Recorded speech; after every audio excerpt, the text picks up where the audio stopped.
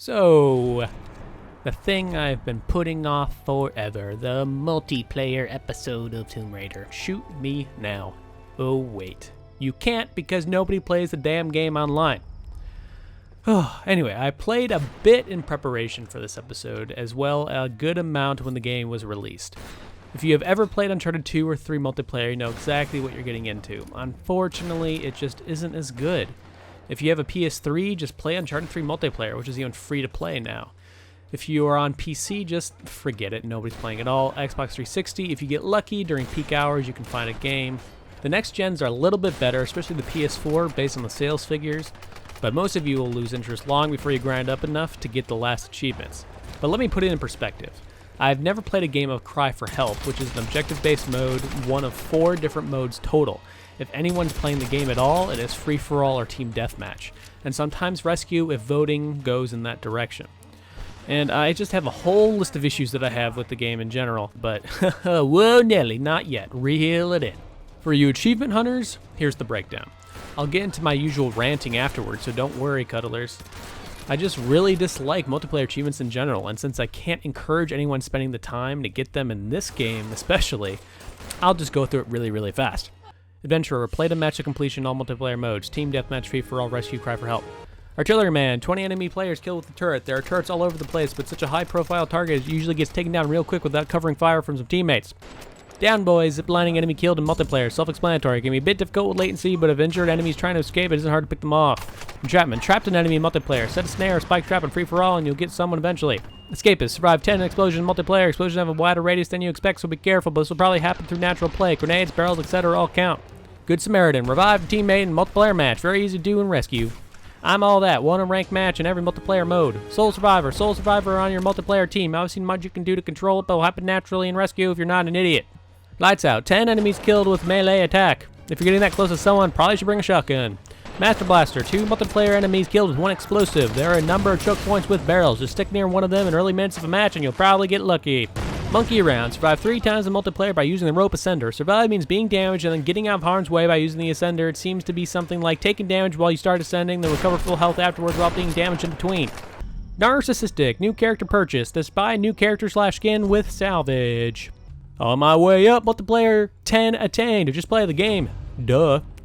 Shopaholic, purchased all upgrades and characters in multiplayer. The first of the 2 grind achievements. I go into it a little bit later, but suffice it to say, it takes a long ass time. True Commitment, multiplayer level 60 attained. The second grind achievement. Whew. So that's 15. That's all 15 multiplayer achievements for a total of 50 for Tomb Raider. If you really want to get the 2 grinding achievements, Shopaholic and True Commitment, there is a flaw that you can exploit. The fact that private game stats and experience carry over to ranked play. You can exploit this to get a few of the other multiplayer achievements as well, and even more if you have a few friends to come along with you. I'll link to one Steam guide in the description that details how to accomplish this for all possible achievements. Alright, so for the 2 grinding achievements, you can start a private rescue match. Make sure you are on the survivor faction, and since it's a private game, you can start the match with just yourself. Then go and grab supplies and bring them back to the objectives. You get points, experience, and salvage, and will be able to complete the matches, so you get to keep everything afterwards. This also means it works on the Baron PC version, which nobody's playing. However, it will take forever. Someone actually did the calculations. 270,000 experience about every 10 minutes, which means about 44 hours to get the 2 achievements. I'll link the second guide in the description that explains how to maximize XP gain, and the first link has details and a special video as well. In comparison, if you play the game properly, even when there's consistently enough people, it'll probably take you upwards of 100 hours to grind out these achievements. At least the time will be spent actually playing the game though. If you're on PC and want to skip this grinding crap, there is a save game exploit that I will link to in the description as well. Don't worry though, it doesn't violate Steam terms of use or anything like that. I'm not going to go into the basics because I know you're smart enough to know what a team deathmatch is, experience to rank up, and salvage to buy upgrades. I also get this feeling that you only really play with 2 kinds of people. Brand new players and really good people at max rank, probably grinding out those end achievements. You're missing that middle class of skill through experience players because people don't play enough to get to that point. So if you aren't having fun after a few matches, it won't change anytime soon. What's that managerial technique? I say something positive before saying something negative. Okay, I can do that. Something nice. I like the executioner element of free-for-all. It isn't brand new, but is utilized well and adds tension for the dominating player and reduces frustration of the dominated. It's a fun element on both sides. Now something not nice. Terrible, way too good, map memorization, power weapons. Spawning in any mode. It's just awful. Team balancing is non-existent. Didn't I already rant about the terrible DLC? Camping is so easy, it isn't even about being sportsmanlike. Some maps are designed to make it unavoidable. Factions. The sides have different loadouts. As you level up, it becomes more even, but early on, you will find yourself always doing better with one side or the other, depending on what kind of weapons you like to use. I feel like I said something about it just being like a worst Uncharted, but maybe I didn't. I'll say it again. Private matches add to your public stats. While that's now a saving grace, you know, for you achievement hunters, it's just silly. Silly, silly, silly.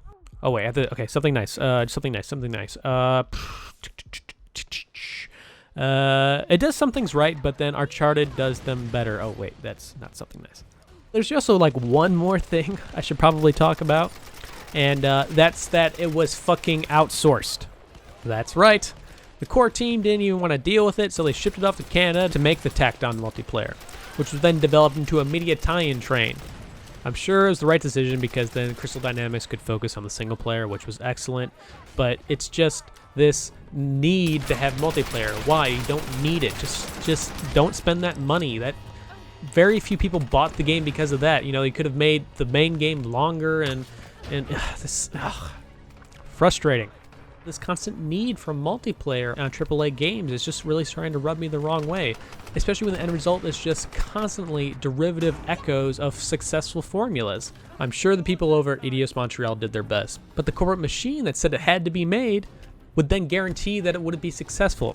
I think the ultimate example is that they added the Zack character as part of the contract to get Zachary Levi to do the dev diaries. I'm not saying that that character wasn't fun, because it kind of was. He says cute little snippets and stuff like that, but you know, obviously that was time they had to take away from the development of something else. And if that is an example of a media tie-in train, I don't know what is.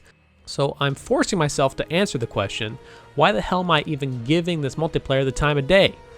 Because I have to do 100%. Even if I don't do it in the actual game, and I only do it in the videos. Because I'm not fucking spending 44 hours grinding out that bullshit. Thanks for watching, and we just have one video left. Then a new game. Holy freaking crap. This has been Kuddlesnot. I'm signing off, and I'll see you again next time.